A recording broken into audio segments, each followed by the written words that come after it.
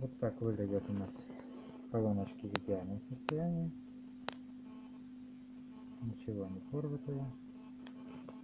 Все у них отлично.